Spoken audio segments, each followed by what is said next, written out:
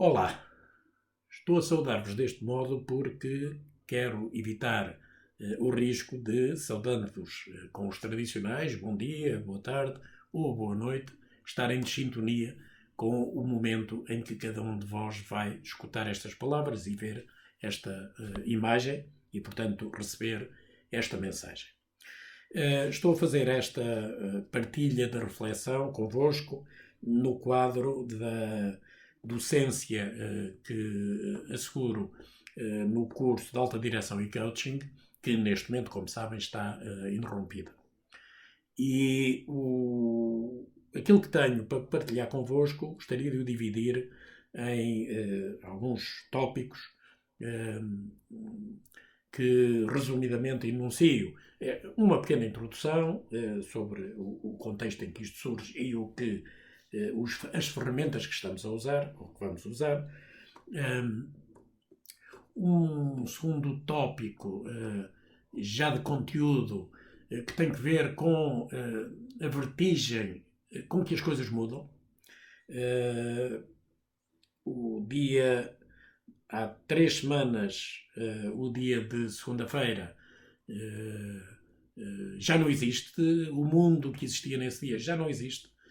O mundo que existe hoje já não vai existir com cada um de vocês, no dia em que cada um de vós escutar e vir esta mensagem.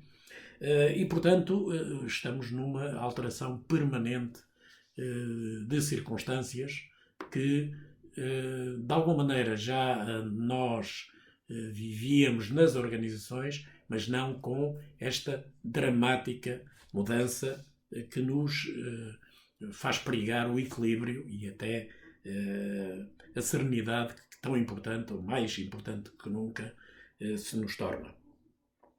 Um terceiro ponto que gostaria de partilhar convosco e começamos a aproximar-nos e a focar-nos no tema principal que tem a ver com a liderança, que é o nosso papel nas organizações, tem a ver com a ideia de impossíveis. Aquilo que era impossível há um ano, era impossível há 6 meses, era impossível há 10 dias, está a tornar-se duramente possível nos dias que correm. E um aspecto real é que era impossível, muitos de nós diríamos é impensável, e hoje dizemos estamos cá e estamos nisso.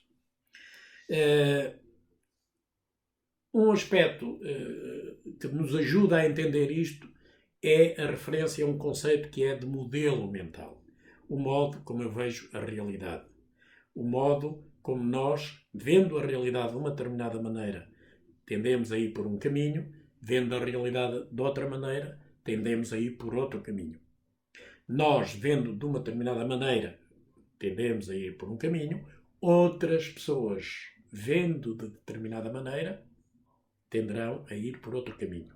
E esta ideia de que cada um de nós observa a realidade segundo determinada matriz, determinado paradigma, determinado modelo mental, é importantíssima neste momento e é importantíssima para compreendermos um pouco melhor o nosso papel nas organizações. E, finalmente, o que é que poderá ser, na minha ótica, o modelo mental prevalecente de um líder? Que quadro de referência deve informar a ação de um líder dentro de uma organização? Muito bem.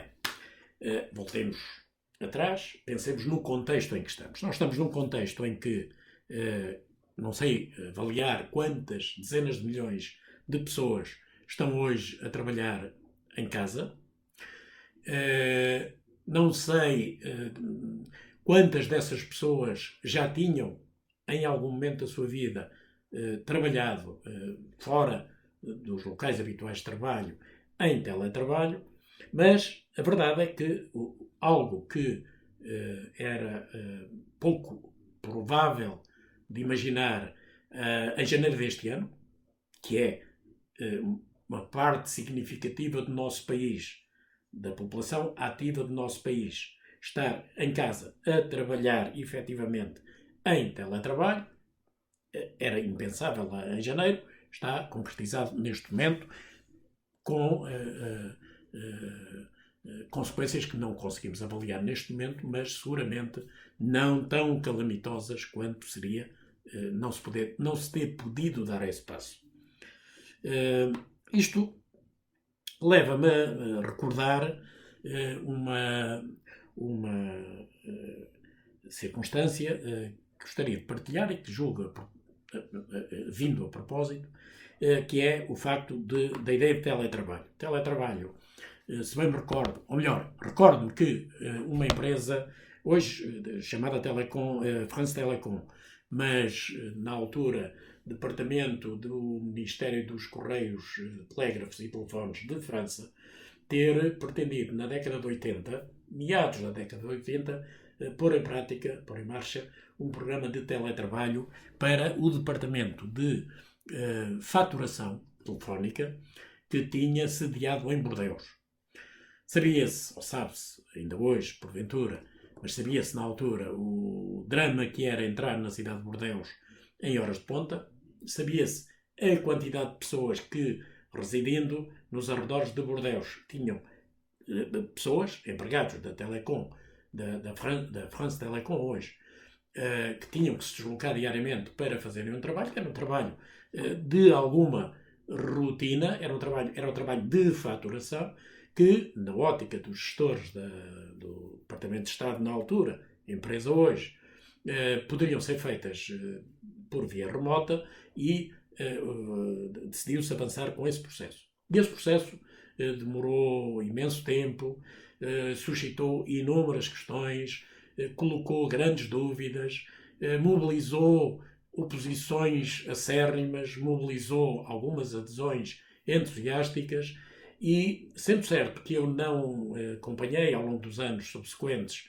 a evolução da experiência, a verdade é que também preocupado com as questões da organização de trabalho ao longo dos anos seguintes, sempre achei relativamente estranho que o teletrabalho, enquanto forma privilegiada de organização de trabalho, estivesse tão arredado da prática da esmagadora maioria das empresas, praticamente em todo o mundo. É evidente que há uma outra experiência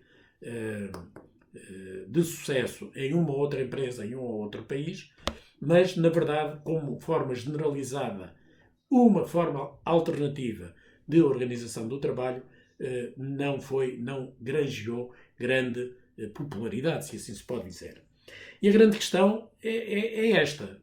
Foi preciso chegar uma doença, a Covid-19, para de repente desatarmos todos a valorizar o teletrabalho, a testar as nossas capacidades individuais e coletivas de funcionamento em teletrabalho e realmente a funcionar verdadeiramente em teletrabalho. E, portanto, esta ideia de que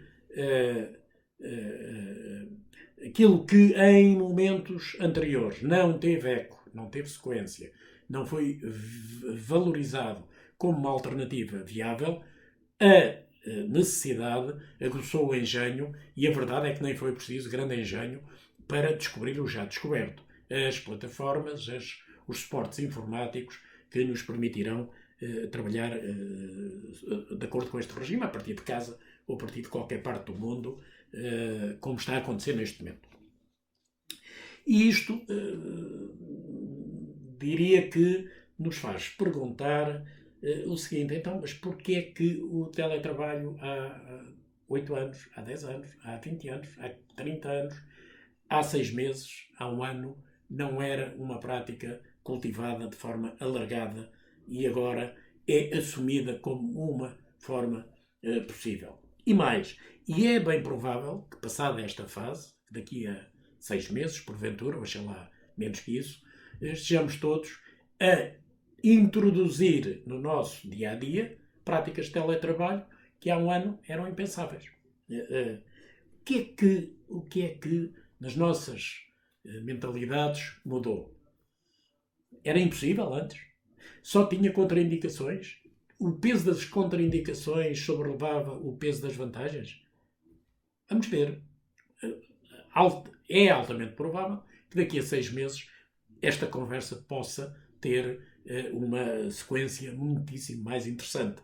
que é de boa parte das organizações, em função disto, introduzirem um enorme tipo de modificações na sua organização de trabalho e também na forma como as pessoas exercem o seu trabalho, a sua profissão, como também toda a sociedade, porventura, vai tornar viáveis, vai tornar desejáveis, vai tornar socialmente valorizados aspectos que há 6 meses eram profundamente, ou de todo, nem se consideravam, ou sendo eventualmente aventados como hipóteses, eram rejeitados. E, portanto, esta ideia dos impossíveis que o são dentro de um determinado quadro de referência e que depois, de repente, passam a possíveis noutro quadro de referência, deve servir de alerta para todos nós. E alerta no sentido em que, tendo nós uns óculos segundo os quais vemos a realidade, é preciso ter a noção de que outros óculos nos permitirão ver a realidade de outra forma. Uma circunstância que há 6 meses nos levava a dizer é impensável que a empresa X, Y ou Z esteja a 90% a trabalhar em casa em regime de teletrabalho, 6 meses depois esteja efetivamente a trabalhar em regime de teletrabalho e, em larga medida, com sucesso, ou expectavelmente com sucesso relativo, e se o sucesso não for total, e não será com alta probabilidade, vamos ter grandes condições, presumo, de melhorar o modo de fazer, criar habituações, criar hábitos, reorganizar até a disciplina pessoal e seguramente muito vai mudar nesse domínio. Ou seja, muitas vezes as nossas limitações, aquilo que nos impede de dar passos, reside na nossa forma de ver a realidade e não na realidade em si. Há 40 anos existiam condições tecnológicas que permitiam o teletrabalho, vida dos Deus. Hoje existem as mesmas não. Hoje há condições muito mais robustas, há uma cultura informática espalhada, eu diria banalizada, no sentido de que acessível a muitos de nós, à esmagadora maioria das pessoas, sobretudo de camadas mais jovens, e, como tal, o teletrabalho, que há 30 anos, há 20, há 15, há 10, não era considerado possível, provavelmente se-lo-á mesmo após a passagem deste tsunami, chamemos-lhe assim, sobre a nossa vida e as nossas sociedades. Eu faria o desafio de sugerir uma pesquisa na internet para tentar encontrar o resumo de um filmezinho chamado Flatland. Flat de F-L-A-T, L-A-N-D, Flatland, tudo junto, que tem que ver, enfim, tradução minha, terra plana, e que assenta, é inspirado num livro escrito no final do século XIX, 1800 e, não me recordo agora a data, mas século XIX, cujo título é Um Romance em Muitas Dimensões, e em que verdadeiramente o que está em causa é uma metáfora, naturalmente, e eu passo a ler um trechozinho de um livro em que é feito um livro esse que se chama A Realidade é Real.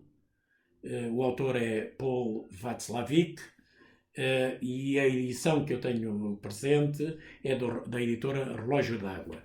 E nesse livro, páginas tantas, diz-se o seguinte: Flatland é narrado por um habitante de um mundo bidimensional, ou seja, um mundo com comprimento e largura, mas sem altura. Um mundo tão plano como uma folha de papel coberta de linhas, quadrados, triângulos, etc.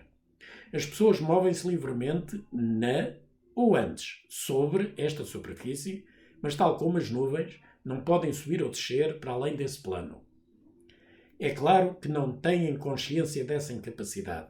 A existência de uma terceira dimensão, à altura, é inimaginável para elas. Sugiro o visionamento do trailer do filme. Eu não conheço o filme propriamente dito, conheço aqui a alusão que ao romance é feita no livro que acabei de vos citar, mas recomendo vivamente uma leitura desta ideia de que o visionamento do filme, que nos dá a ideia da importância dos modelos mentais. Se eu não reconheço uma terceira dimensão da realidade, eu vivo num mundo plano. O ter que admitir uma dimensão nova é um esforço brutal para mim. Mas quando eu a descubro, eu dou um salto intelectual espetacular. Enfim, é uma metáfora, pensemos nisso e recordemos o quanto é possível vislumbrarmos na transição do teletrabalho para de uma situação praticamente, eu diria, desvalorizada, na maioria dos casos, para uma alternativa altamente valorizada neste momento.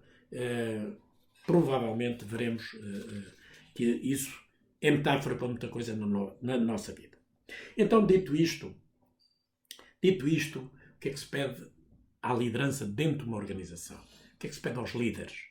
Que modelo mental, que forma de encarar a realidade faz sentido que tenham os nossos líderes? Antes disso, cada um de nós foi liderado, foi educado, foi acompanhado no seu desenvolvimento por alguém, uma pessoa de referência, os pais, os avós, os tios, um professor, um líder na primeira profissão ou na primeira atividade profissional que tivemos. Perguntemo-nos, o que é que estas pessoas tinham de características que nos ajudaram a ser quem somos hoje? Que relevância tiveram na nossa vida? Que características, que qualidades tinham? E nós vamos encontrar que elas provavelmente tinham muito daquilo que são as características que eu passarei a passar em revista, digamos assim, passa a redundância, adiante. Características que seguramente tornarão a nossa liderança dentro das organizações muito mais forte, muito mais eficiente, muito mais poderosa, muito mais robusta.